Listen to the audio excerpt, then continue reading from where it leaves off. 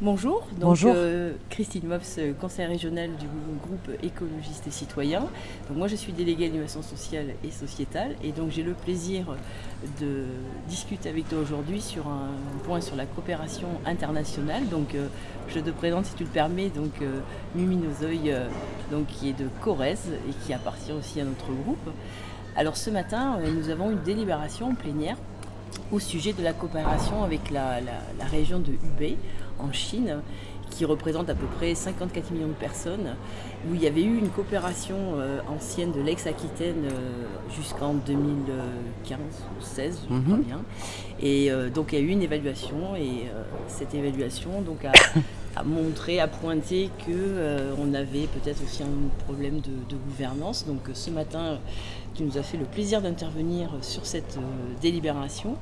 Et je voulais simplement rappeler que avant, c'était 500 000 euros qui étaient donnés sur ce contrat de coopération et que ce matin était proposé 80 000 euros. Donc, dans un premier temps, est-ce que tu peux nous dire en quelques mots quels sont les points positifs de cette coopération, d'un point de vue général? Je te laisse la parole.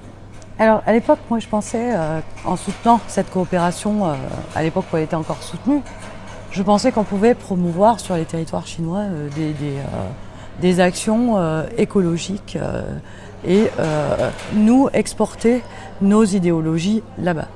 Ce qui est apparemment improbable puisque j'ai découvert récemment en lisant notamment dans le New York Times que la Chine avait préparé en fait ses collaborations et ses coopérations avec les territoires dans le monde entier pour pouvoir épandre son idéologie et qui est actuellement, en fait, pour moi en tout cas, c'est inadmissible en fait, de pouvoir coopérer avec ce genre de mentalité, d'idéologie qui restreint les possibilités Voilà, sur les droits. Donc nous avons proposé l'abstention. Oui. Donc c'est pour ça que, en deux mots, les éléments de cette coopération qui nous permettent d'aller vers l'abstention, c'est qu'il y a quand même aussi des éléments positifs. Donc voilà, si tu peux en parler rapidement et puis. Les éléments positifs, c'était qu'on puisse, nous, faire de l'économie solidaire et sociale en partenariat avec des régions différentes dans le monde, pas que avec la Chine. Il y a d'autres régions dans le monde qui sont beaucoup plus dans le besoin. Mais le fait de le développer là-bas, c'était une stratégie innovante à la base. Ce qui, à l'heure actuelle, je pense, n'est plus le cas. D'accord. Et après, tu as soulevé aussi un point très important par rapport à... Et cette province d'Hubei, il y a énormément de minorités ethniques. Et donc nous, c'est vrai qu'en tant qu'écologiste, et je pense que tu portes bien ces valeurs-là, est-ce que tu peux nous dire deux mots sur justement toutes ces ethnies Alors, c'est pas dans la province d'Hubei que se trouvent vraiment les ethnies. Il s'agit effectivement de la province du Xinjiang, où il y a une multitude d'ethnies qui sont installées là depuis des siècles et qui se retrouvent aujourd'hui concentrées dans des camps de rééducation par le gouvernement chinois. Et on veut nous faire penser que l'argent qui nous fait coopérer avec certaines autres provinces n'irait pas donc jouer sur ces facteurs de racisme social qui s'est installé en Chine, notamment pas que envers des populations minoritaires, envers leur propre population. Il a été mis en place un indice de désirabilité chez les Chinois, qui fait qu'on peut être sanctionné dans sa mobilité au quotidien pour ne pas avoir eu une bonne note sociale de la part du gouvernement chinois. Parce que le gouvernement chinois ne fonctionne pas comme nos régions, enfin, ne fait pas fonctionner ces régions comme nous en France. Nous fonctionnons. Eux, ils ont des interlocuteurs sur place dans chaque localité qui surveillent chaque membre des conseils locaux. Voilà. Et c'est pas du tout la même vision de la vie et du respect du droit humain que nous avons et que nous voulons nous propager là-bas. Mais il s'avère qu'on a échoué à travers les coopérations précédentes. Voilà, dans ce constat-là, actuellement, en 2020. Et peut-être pour conclure, là, donc il y a une minorité en particulier qui, je pense, par rapport à tes origines, te touche beaucoup, qui sont les, je sais pas si je vais bien le dire, les Ouïghours.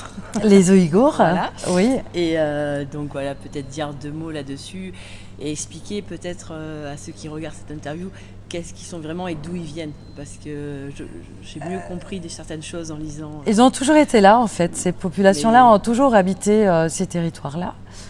Ce qu'il y a, c'est pas que pour les Ouïghours. C'est pas une question de me personnaliser dans cette affaire. C'est pas du tout ça. C'est que jusqu'à aujourd'hui, on a fait des soutiens, on a voté des soutiens à des minorités qui étaient donc harcelées, malmenées, physiquement, moralement, intellectuellement, y compris à travers leurs journalistes, nos journalistes. Hein. Actuellement, il y en a 48 qui sont dans les prisons chinoises quand même, il faut le dire, des journalistes à l'international. C'est le numéro 1 mondial de l'emprisonnement journalistique, la Chine.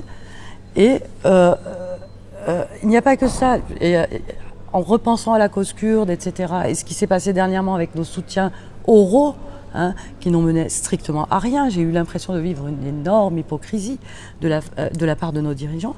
Et j'ai plus du tout l'intention de laisser faire et de laisser voter ce genre d'hypocrisie. Aujourd'hui, il faut agir avec des sanctions, et notamment des sanctions de non-coopération, de non-association avec les firmes, les entreprises même de ces pays totalitaires-là. Il ne s'agit pas que des Ouïghours, bien que ce soit les Ouïghours qui ont éveillé en moi cette force de me liguer en fait contre toute cette assemblée ce matin. Alors, c'est pas ligué, oui. Mais donc c'est vrai qu'on peut te remercier d'avoir fait porter cette parole qui est très importante pour nous écologistes qui sommes sur voilà, des valeurs d'humanisme, de bienveillance et on te remercie voilà, d'avoir mis ce zoom là-dessus.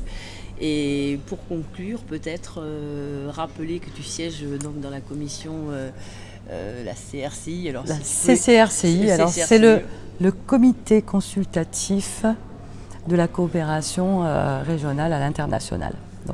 Et oui, j'ai le plaisir d'y siéger et je pense qu'on mène des actions à travers ce comité qui sont extraordinaires parce qu'on arrive à mettre en lien des associations qui n'auraient jamais pu se rencontrer si ce CCRCI n'existait pas. Mais d'un autre côté, effectivement, je préfère qu'on s'abstienne sur certains partenariats qui aujourd'hui n'ont plus d'être, surtout que c'est un pays qui est beaucoup plus riche que le nôtre. Aujourd'hui, nos territoires ont des besoins aussi et des associations de nos territoires ont besoin aussi de s'exprimer ailleurs et dans de meilleures conditions. Donc je pense que le budget pour la Chine, il vaut mieux le prévoir effectivement sur nos territoires plutôt qu'ailleurs. Bien, je te remercie, Bubine. Je vous en prie.